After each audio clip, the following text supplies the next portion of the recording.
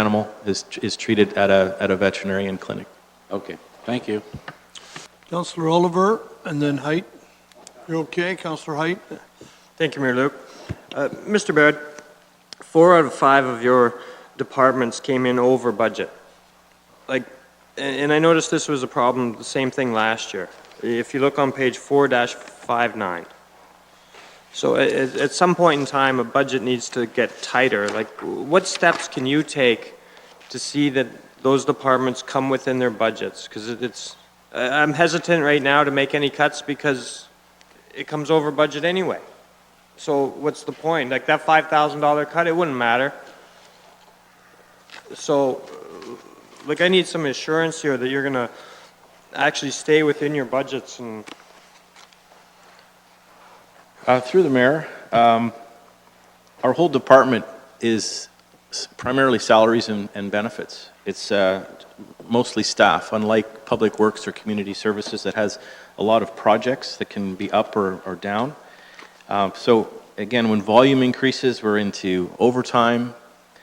The budgets, to quote Mr. Johnson from yesterday, we have a budget that is so close to the bone now that we are at the point where we're not running big surpluses year over year, that we have in fact are running deficits.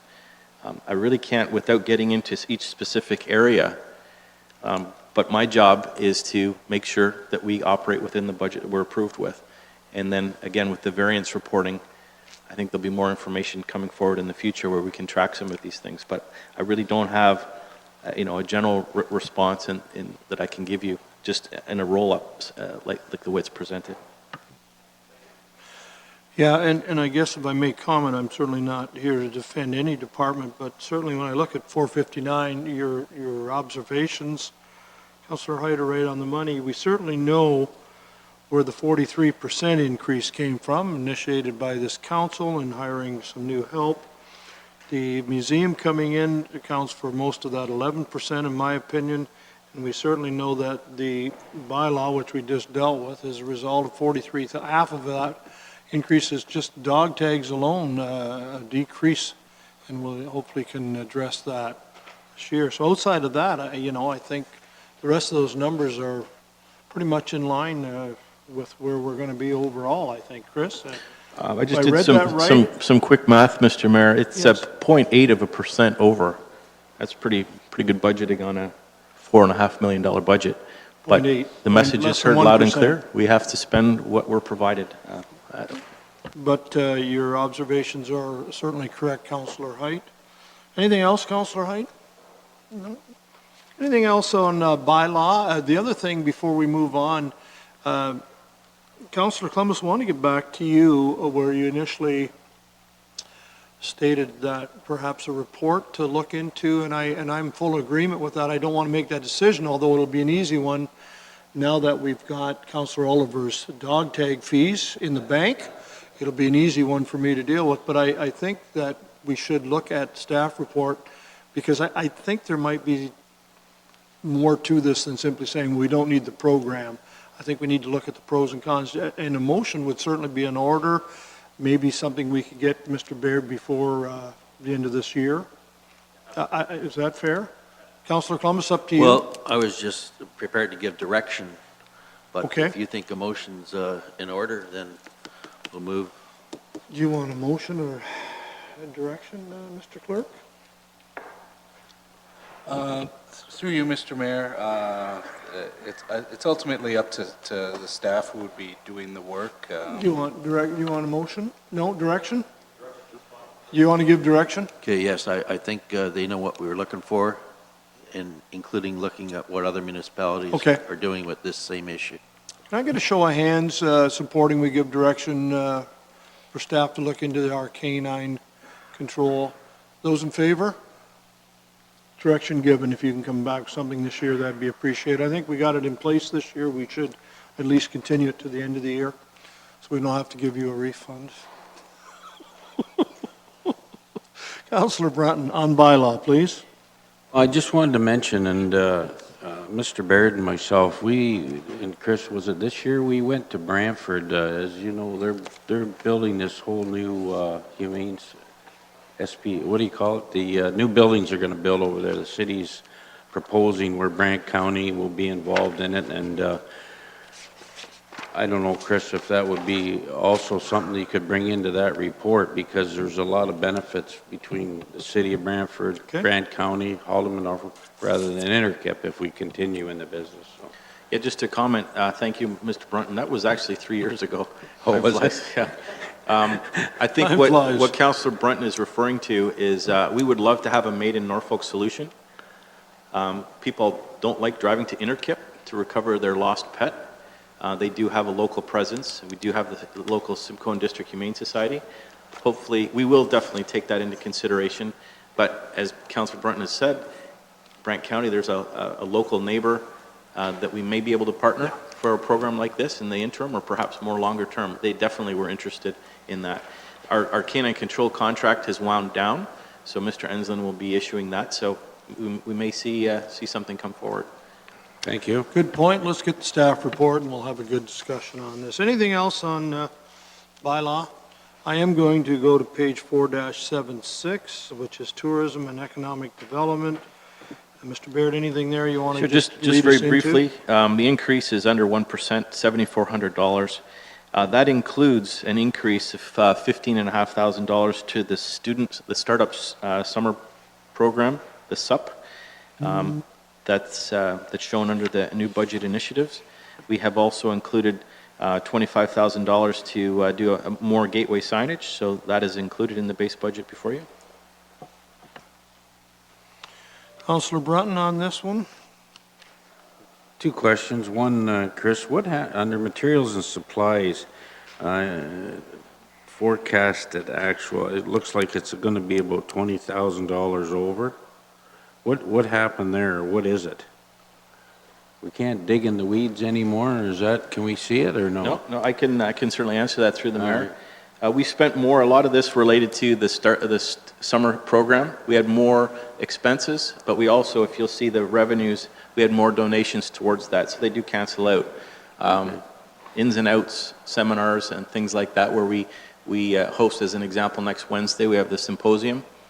If we get 50 extra registrations, we bring in additional money, but there's additional costs that come with that. They do offset. So you'll see that. You have to read those with both lines. In the Okay, revenue and area. that's fine. And the other question I was going to ask is, I thought we were going to get one of those fancy signs like Delhi and Dover got when you come into Simcoe on the underpass up there. Is that going to happen, or is that delayed again? Oh, through the mayor, it will happen. Part of the problem was we had a retirement last year, Linda DeHunt Crennan, and so that project stopped until we're now moving ahead with it. Okay. So it's just been delayed somewhat, wintertime. It will happen in the spring. Okay, thank you. Thank you, Councillor Height. Thank you, Mayor Luke. Through you to Mr. Baird. I noticed like we do the SUP thing for the youth in Norfolk County. Do we do anything for like adult entrepreneurs? I know we have Venture Norfolk, and I know they come to our TDAB meetings and things like that. I've seen where other municipalities take more of a share or more interest into that type of thing. And I don't see that here. I see there's tons of interest if you're a youth, but as an adult, you're really not getting anywhere. Is there anything in the future that this department is going to bring forward to help adult entrepreneurs?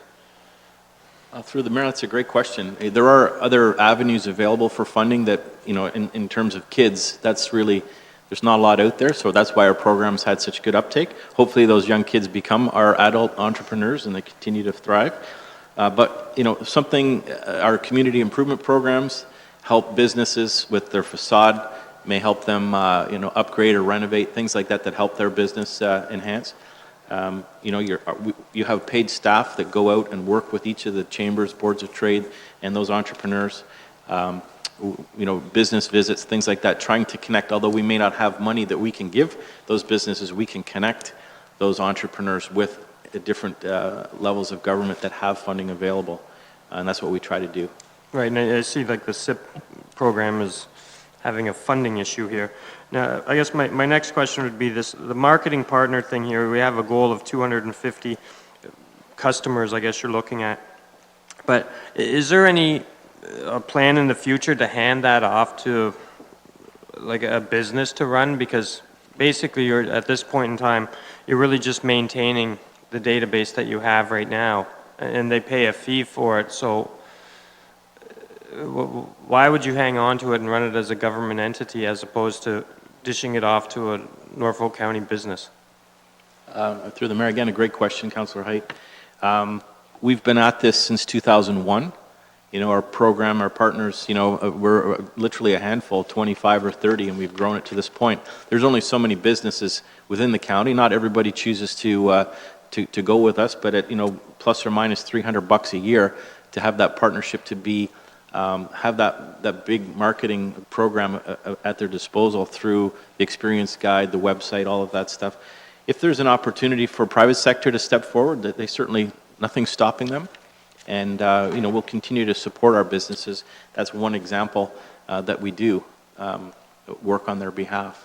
So. How would one step forward to take this over? I see it as you tender it out and ask for businesses to take over this thing, because it's very standard. And like you said, the growth prospects now, I think you've peaked here, and hand that off and go do something else, like look for industry to come to Norfolk or something like that. We can't keep, it's the same road. We can't go down the same road year after year after year. It's been 17 years now. Mm-hmm. Through the mayor, you know, if our partners like what we're doing, that's great. We hear about it, and we know we're doing a good job. No one twists their arm to be a partner. They can choose to come and go, and many do. But I think to answer your question about, you know, the private sector taking this on, you know, we're doing it because there was a need to do it, and you make a good point. Should this continue forevermore? Maybe not. But, you know, that would need a bit more analysis, and, you know, it's one thing to say if we just stop doing that, will someone jump in and help them do that? We don't want anybody to fail. But if there was an upsurge or a desire to create a new entity or a new business model, that certainly they're welcome to do that. But it does pay for itself, correct? Yeah, I mean, the cost is really, it's strength in numbers, to be together as a collective under that same brand, you know, the Norfolk brand, I think that's where you get the value. And again, $300, you'd be hard pressed to put a couple of ads in a newspaper for that. Not that there's anything wrong with that, but we're able to deliver a really good, solid brand through the program. Yeah, well, it's a great program. I just think you could have a business here in Norfolk County maintain it, and that would help grow. True. Thank you. Thank you. Councillor Geisens? Thank you, Mr. Mayor. I hear about signage. I hear signage for Simcoe, for Delhi, for Dover. When are we going to get to Cortland? Don't laugh. I don't think it's funny. Okay, Councillor, thanks, Councillor Columbus. Yes, thank you, Mr. Mayor. To Chris, question about the facade improvement program. Where's it at? Is it here in front of us, or was that in capital? Where's that program at? Yeah, through the mayor. That's it is included in there. It's under the grant section of the budget, transfer payments grants. We've got huge uptake. We ran out of money last year in early spring, so we've been holding everything in the pile, and we'll continue to do that. Chris Garwood is our new economic development coordinator. He runs that program, and he's going to be coming forward with a report to streamline the process and the funding. But there is great uptake. It is included in your base budget here. Okay, thanks for that. I've had a couple calls about it recently. Thanks. Okay. Councillor Oliver. Thank you, Mr. Mayor. My original reason for putting up my hand I'll get to in a sec, but just on that last point that Councillor Columbus mentioned, Chris, I had seen it but didn't pay enough attention, and I'm pleased to see, I think if I'm reading the line correctly on 4-76, that staff have proposed an increase in that budget. under transfer payments and grants? That's correct. Okay. Those new budget initiatives that total 35,000 is an injection to that SUP program. Yep. With offsetting revenues of 19.5 for a net impact of $15,500. So that Okay. program is going to expand considerably. But it's, I'm sorry, I misspoke myself then. So it's not the community, or it's not the CIP program that you've increased the budget. That budget has remained at the same level as 2017. Is that correct? Yes, that's correct, Councillor. Okay. Mr. Mayor, the other thing I was going to just comment on one of Councillor Height's points regarding the marketing partners. I understand where he's coming from, but from my experience sort of being involved in TDAB for a while and involved with the ag community in particular over my years, I think the partners really appreciate the fact that it is the municipality that is coordinating that marketing partnership program. And I'm not, again, he's a business person, I'm not, but I'm not so sure that the partners would be as inclined to stay with it if it was just a private business trying to coordinate the marketing partnership. I think they do appreciate the fact that Norfolk County is the one that is, if you like, leading the partnership programs. But that's just my observation.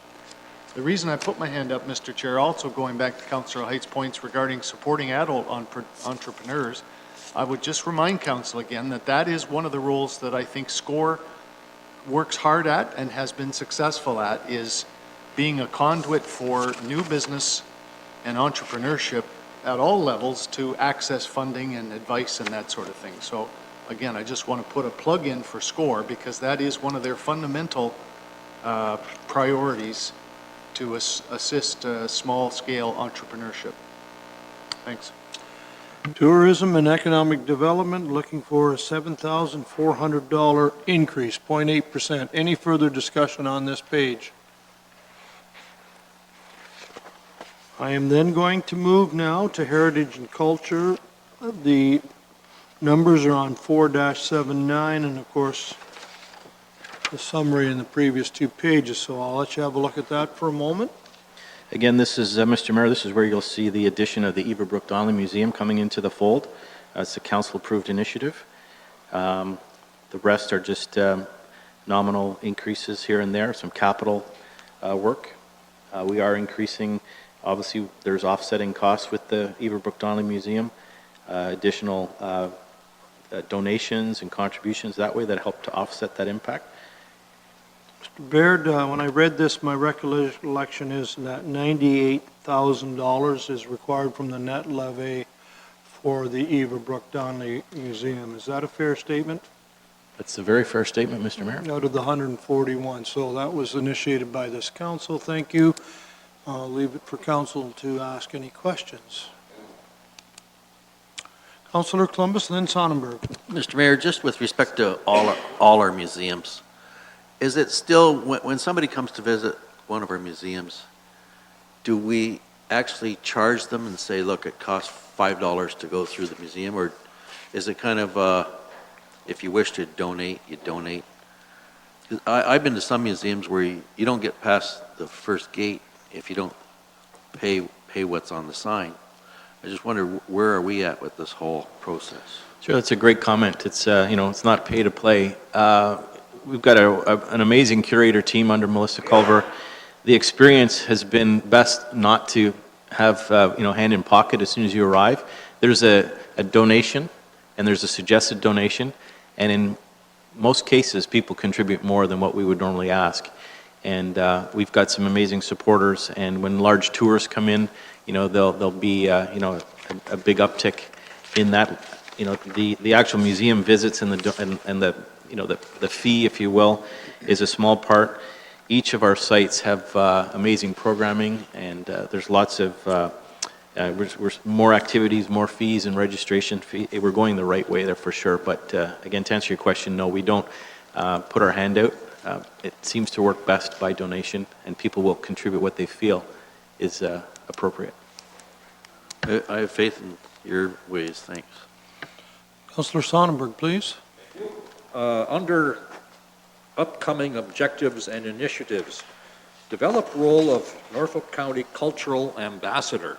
Could someone elaborate on that, please? Who's going to be undertaking that role, and what What does that involve? Sure, that's a great question through Mayor Luke.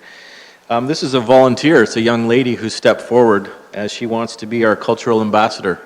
She's already in place. She's doing great things. She's out there, social media, stirring up the interest. You can follow her. She promotes through Facebook and all the different social media platforms.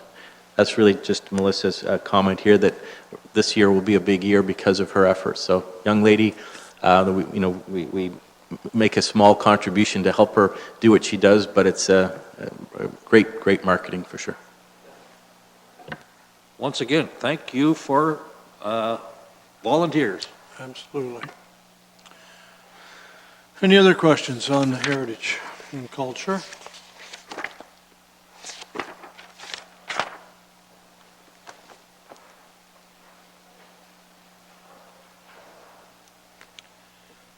Well, Mr. Baird, thank you kindly. I think this would be a great time just to have a break for about 15 minutes. That'll get us halfway through the morning. When I come back, if you see anything there you want to ask us, it'll be in order. Let's do 15. Thank you.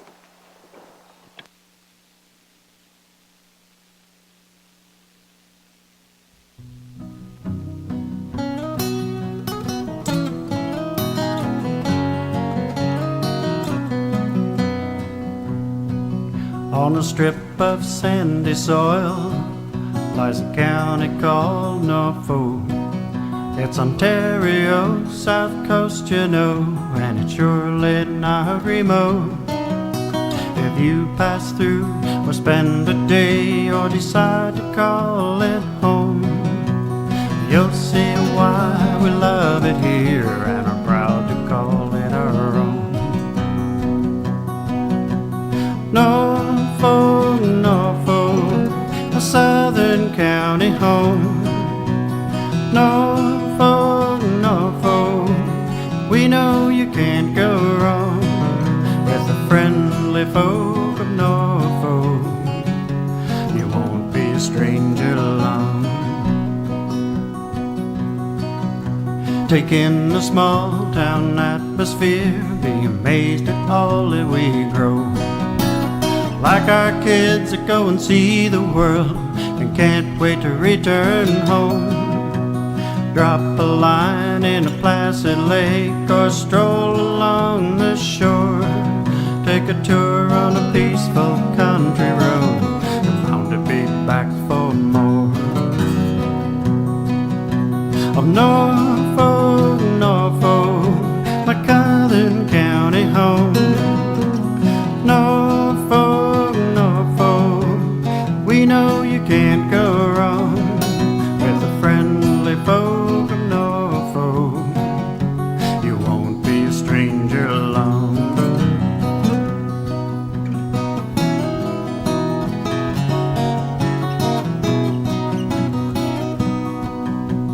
With hard work we built a dream that only willing hands could do. It's on display at our fall fairs and at all the festivals too.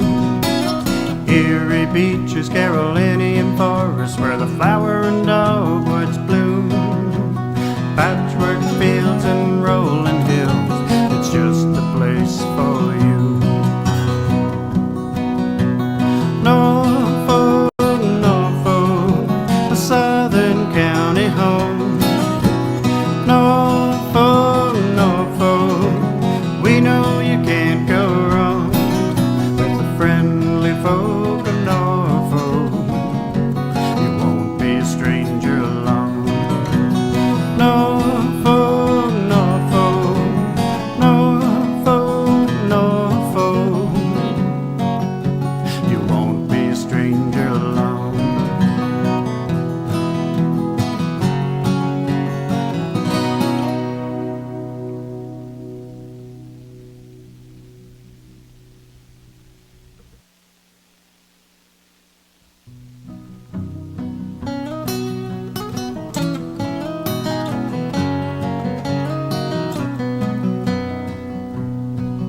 On a strip of sandy soil lies a county called Norfolk.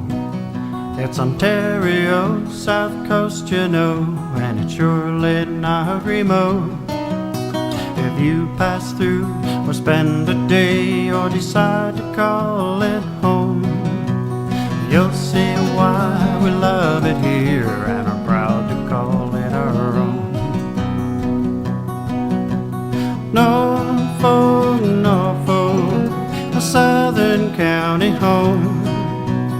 Norfolk, Norfolk, we know you can't go wrong with the friendly folk of Norfolk. You won't be a stranger long. Take in the small town atmosphere, be amazed at all that we grow. Like our kids that go and see the world and can't wait to return home. Drop a line in a placid lake or stroll along the shore. Take a tour on a peaceful country road and bound to be back for more. Of Norfolk, Norfolk, my southern county home. Norfolk, Norfolk, we know you can't go wrong with the friendly folk of Norfolk. You won't be a stranger long.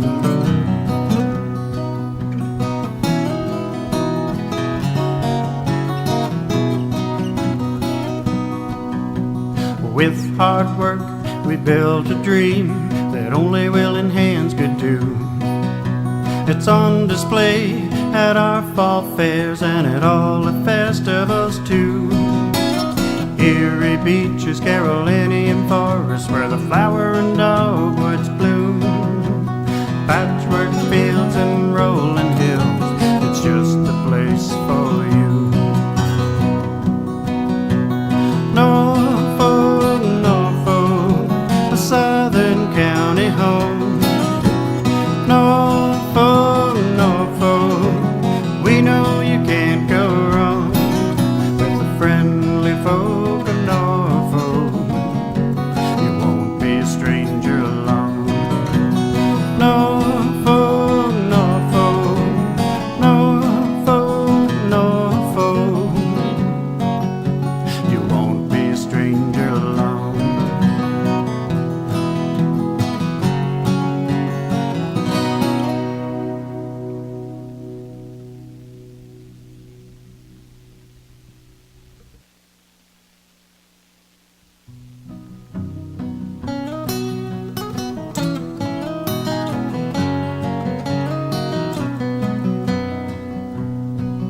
On a strip of sandy soil lies a county called Norfolk. It's Ontario, South Coast, you know, and it's surely not remote. If you pass through or spend a day or decide to call it home, you'll see why we love it here and are proud to call it our own. Norfolk, Norfolk, a southern county home. Norfolk, Norfolk, we know you can't go wrong with the friendly folk of Norfolk. You won't be a stranger long. Take in the small town atmosphere, be amazed at all that we grow.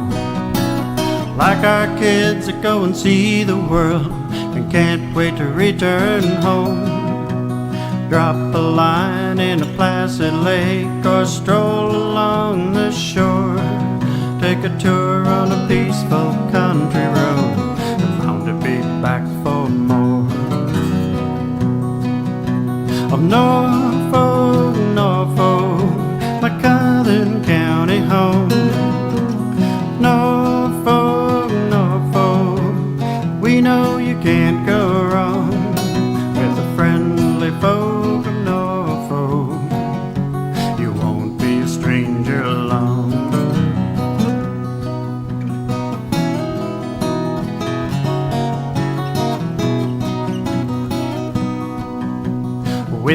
hard work, we built a dream that only willing hands could do. It's on display at our fall fairs and at all the festivals too. Erie beaches, Carolinian forests, where the flower and dogwoods bloom. Patchwork fields and rolling hills, it's just the place for you. Norfolk, Norfolk, a southern county home.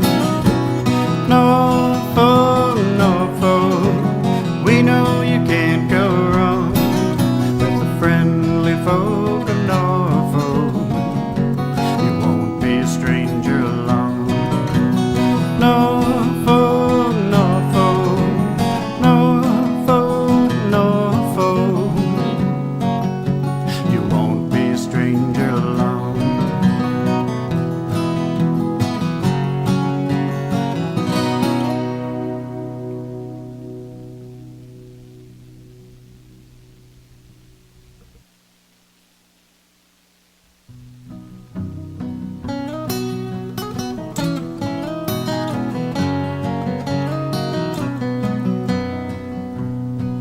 On a strip of sandy soil lies a county called Norfolk. It's Ontario, south coast, you know, and it's surely not remote. If you pass through or spend a day or decide to call it home, you'll see why we love it here and are proud to call it our own. Norfolk, Norfolk, a southern county home. Norfolk, Norfolk, we know you can't go wrong with the friendly folk of Norfolk. You won't be a stranger long. Take in the small town atmosphere, be amazed at all that we grow. Like our kids that go and see the world and can't wait to return home. Drop a line in a placid lake or stroll along the shore. Take a tour on a peaceful country road and bound to be back for more. Of Norfolk, Norfolk, my southern county home. Norfolk, Norfolk, we know you can't go wrong with the friendly folk of Norfolk. You won't be a stranger long.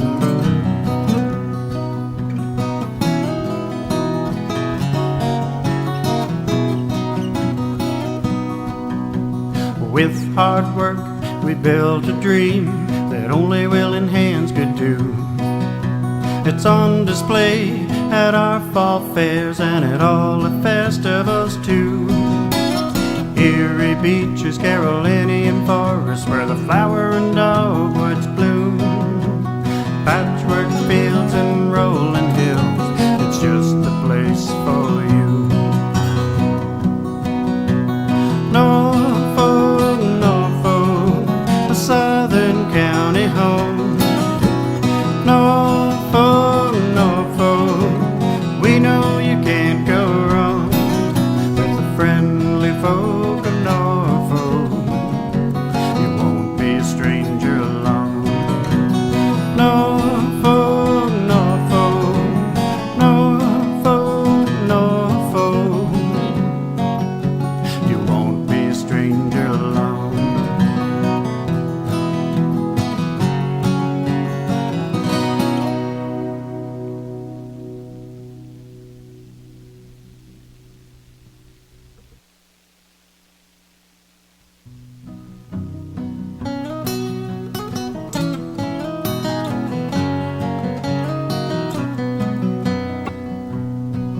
On a strip of sandy soil lies a county called Norfolk. It's Ontario, south coast, you know, and it's surely not remote. If you pass through or spend a day or decide to call it home, You'll see why we love it here and are proud to call it our own. Norfolk, Norfolk, a southern county home. Norfolk, Norfolk, we know you can't go wrong with the friendly folk of Norfolk. You won't be a stranger long.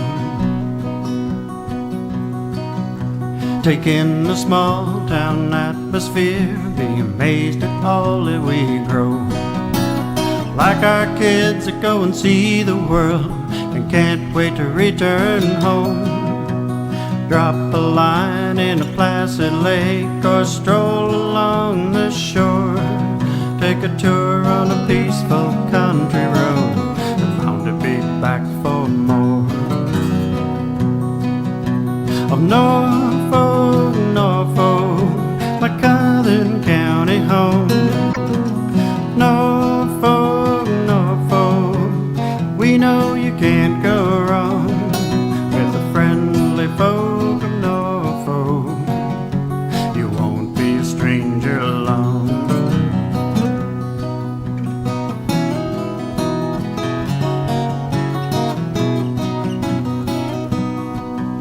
I will begin in 1 minute, please. We built a dream that only willing hands could do. It's on display.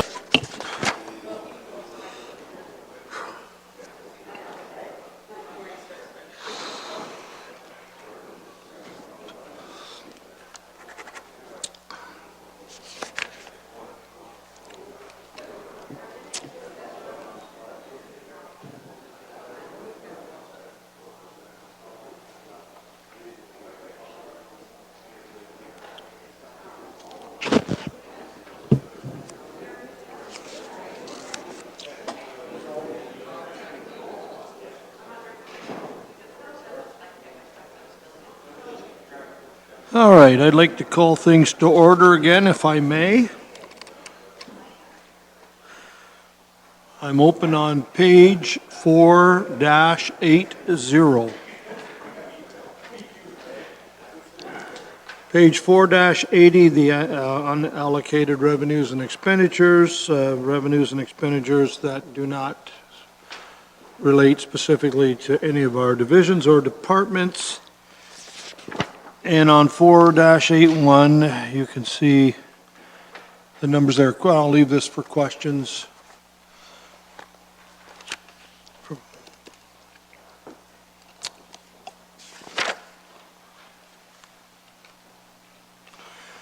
Certainly, James, you may want to comment. I know this is where the reduction in our provincial funding, et cetera, that affect our overall operation. Go ahead, James. You can explain it much better than I can. Thank you, Mr. Mayor. Another name for this area could be called corporate admin or corporate administration. As Mr. Mayor mentioned, this is sort of the area where we put items that don't necessarily have a determined home. So some of the key drivers here, the very first line, the salaries and benefits, this is where we put the salary gapping credit every year. You can see that in 2017 it was $221,700, and that represents, based on an analysis that we do, gapping related to anticipated vacancies or different bands being paid for new employees and so on and so forth. Now you can see that that's been reduced to $35,700, and that's a result of the minimum wage issue that we have with Bill 148. We decided to put an amount of reduce that by $200,000. However, that's offset by $14,000. An extra credit, and that represents economic adjustments year over year for the gapping calculation that we did. So the good news with that is with the report last week that was done, we can further adjust that by the 84,000, 89,000. It's on your screen. I apologize, I don't have that screen directly in front of me. So that So that 186 actually has changed by that amount. The next line under the services, you can see a reduction of 19,600. That represents the legal services that we've talked about numerous times. You can see the actuals for that is the legal service, that's 73,300.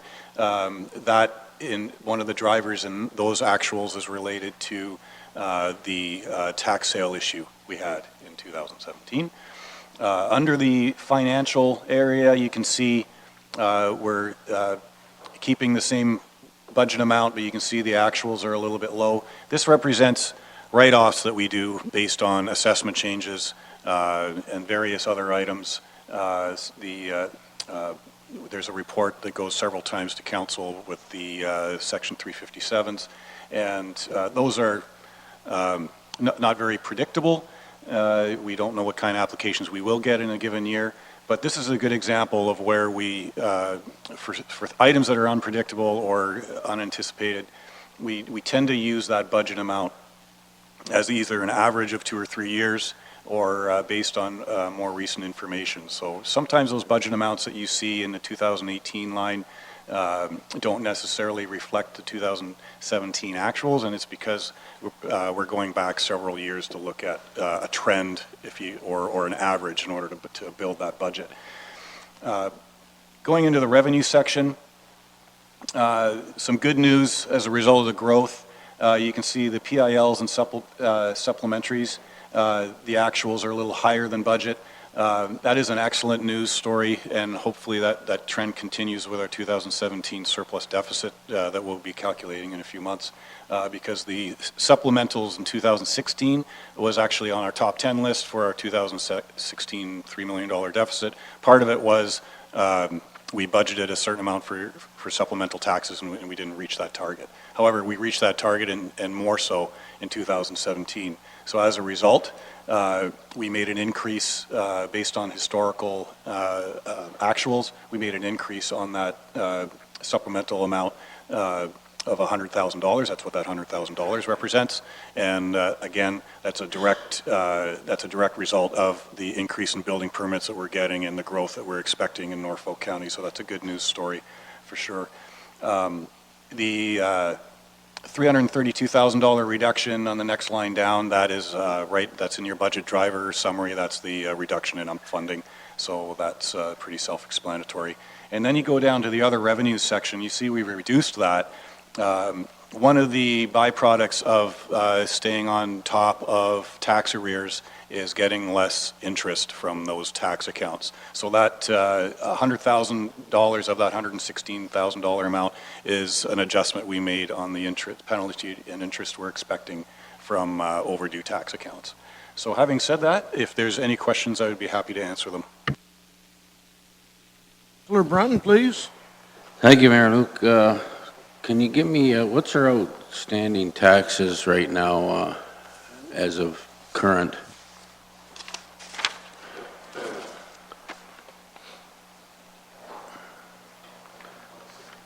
What is it?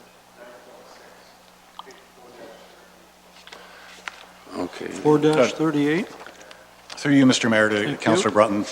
Councillor Oliver's right. We put that particular stat under the finance tab. There's a lot of overlap between the unallocated area and the finance area.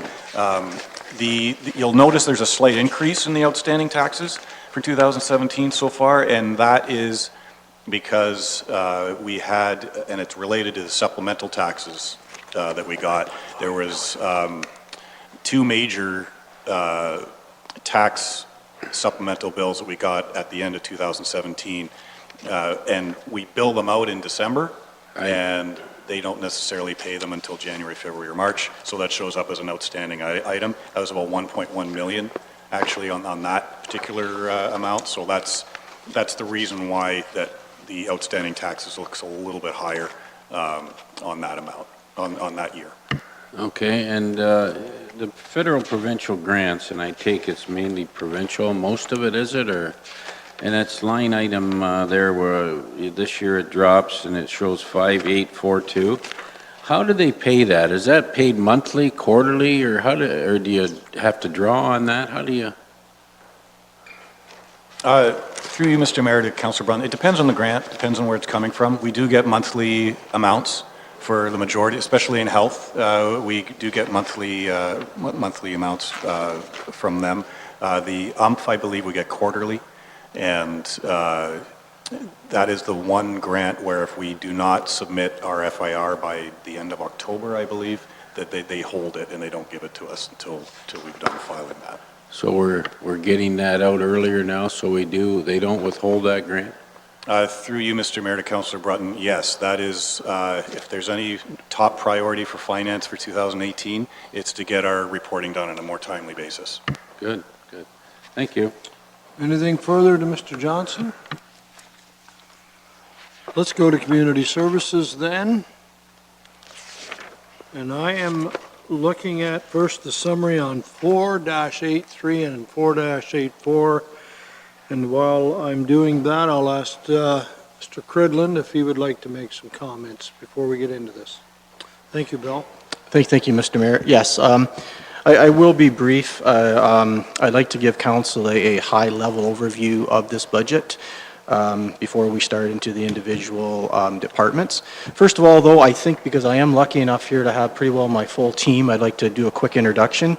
To my right is Nikki Sloat, the manager of administrative and client services. I had to check because the name has changed. And Nikki is very instrumental. The community services budget, when you drill down, is hundreds of lines long. So the managers put the ideas together, and it's Nikki's job, or she takes it upon herself to make sure that goes in clear, precise, and some of our funding from some divisions affects others, and she makes sure that works out. To her right is Chris Everett. He is our financial advisor, and I know Chris was introduced yesterday, but I've got to say that he's a fantastic guy. He puts up with all of us. He's the only financial person in our group, so I think we frustrate him putting this budget together, but he's very patient. The fire side, obviously, no introduction needed for Chief Terry Dix of the fire department. Beside him, Chief Townsend of the paramedic services department. Next to her is Janet Blackburn, who is our marina managers, and back and to her left is Todd Shoemaker from Parks and Facilities. So with the introductions, I'll turn to page 484 of the book, and I guess I'll start with what I may call the ugly, and I know council are familiar with this form, and if you look, community services staff are asking for $1,190,000 more than they did last year to operate their department. And yes, this is a 6.5% increase. With that said, I can tell council that staff have put forward a very financially responsible budget, and I'll explain that. In this budget, there are many items that community services staff don't have full control of. And the first big one, as James Johnson had mentioned, if you look at the top right-hand side, it's another $681,000 being requested for wages. And I think that's easy to defend that. We are a department of close to 200 people, so with collective agreements, the grid, JE evaluations, yeah, we have a lot of folks working for us, so these little adjustments add up. So if I take the $681,000 from the $1.1 million, it takes us down to, we're asking for about $500,000 more. On that, I would have council go to the lower section of the page 484, which is the revenue section. And in here, we are asking for another $262,000. And what that is in the revenue section is where some of it is money in and some of it is money out. So CSD will perhaps pay more departmental charges, things like that, but they go to another department within the county. Unfortunately, they have a negative impact on this budget for us this year. One bright spot I think I can point to, and here's the third line down on revenues, which is fees and service charges. This is where report council dealt with in November, I believe, and the average user fee I think went up 1.7%. However, CSD staff did a more in-depth looking into some of these for some of our programs, especially marinas, and we were able to come up with some positive gains on fees and services going forward in 2018. So that reflects as $100,000 to the good on this. And when that all boils down, it comes to about $220,000 that these managers have some control over. And I say some control because A lot of this is in the services line and materials and supplies. And a lot of that are contractors we use, from cutting our grass to plowing our snow to running our refrigeration units in our arenas. Also, materials and supplies are consumables we use in our marinas, or our arenas, from hand soap and everything we use in the offices. And obviously, we are dependent on suppliers and contractors for this. So each year, suppliers and contractors are no different than municipalities. They have to pay their folks a little more, cost of living goes up, so hence that value goes up. So with that, I will turn it over to Norfolk County Council for any questions they have. And we'll probably, anything that we do not know at this table, we have the managers here to answer. Thank you, Mr. Cridlin. I'll first ask if there's any general questions on the summary, and if not, I'll get right to the administration and we'll go through it, because that's usually where the bulk of the questions are. So I am going to turn to page 486. On the summary questions, Mr. Brunton? Sure, Councillor Brunton? Just a quick question is, just tell me where the 3.88 people came from. Probably spoke on that earlier, but can you refresh my memory? Sure. Through the mayor, the 3.88 would consist of, there was a new budget initiative yesterday, I believe, for 1.2, which was turned down by council, so that would be off of that 3.88, Councillor Brunton. Also, the fire department, we did have a one full-time FTE approved at no cost, so that would be a 1 added to the 1.2, and I believe the remainder is with our new agreement with our hall coordinators. They are now under employment contracts, and they do show up as an FTE, I believe. So I'm clear, we're down to 2.68 people as of yesterday. Am I correct on that? You said we dropped 1.2? Through the mayor, that is correct. Yeah, how's that 0.68 working out? Is he capable of doing very much or no? Thank you. Thank you, Councillor Height. He's missing his head, Doug. I'm on page 4-83, and I have to commend Mr. Cridlin for keeping all of his departments within the budget, which is nice to see. I guess the one concern I have with that, and you know, everybody's always heard the budget line of if you don't spend it, we'll cut it. And I know we made some deep cuts last year to this department and still came within budget. But I'm looking at Parks and Rec. I see there was a $7 million approved budget, 4-83. $7 million in the approved budget, and the 6.7 of that was actually spent. Then there's an adjusted budget in the end. Mr. Cridlin, you're looking for $7.5 million. But you only spent 6.7. So, through the mayor to Councillor Height, I will refer council back to a supplementary handout that was given out by finance yesterday, and basically it's the community service division's division summary. And the issue with the one that is in the book, basically, if you go to page 3 or 484, our salaries and benefits weren't correct in that summary. So the year-end forecast stayed the same, except if I compare the two documents, there was another, excuse me a second. In the book, I'm sorry, on page 484, we had salaries and benefits forecasted at $15,736,900.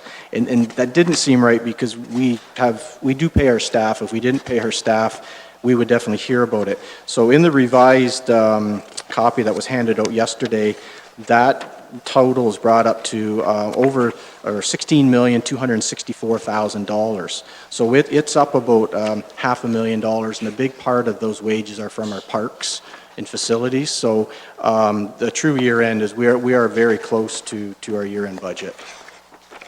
so if you're saying you went over budget, I take it all back. But no, I'm kidding. But down in Parks and Rec, on page 4-95, is that where you're saying your salary problem came through? Because You're under budget there as well.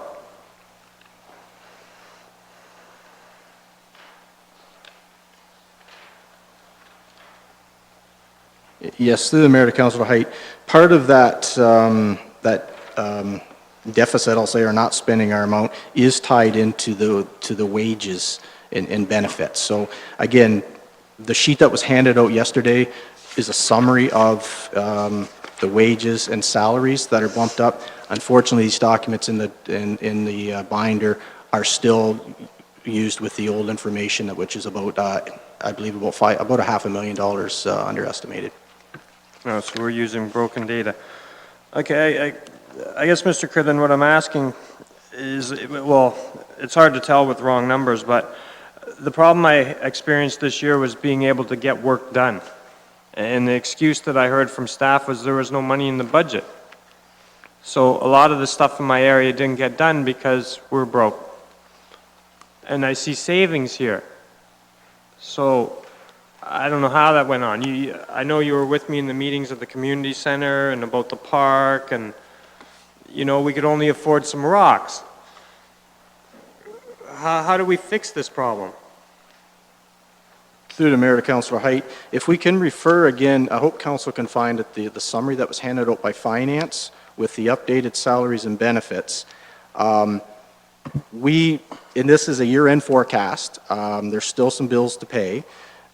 It states on the left-hand side that we have spent $18,021,400 of a total budget approved in 2017 of $18,281,300.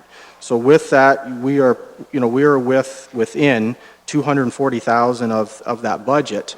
And with bills to come, and one example is with the heavy snow we've had in the end of the year, our 11 fire stations, EMS bases, plus all our halls, one thing that's came to light is we do have money to push snow back, clear sidewalk, or the parking lots.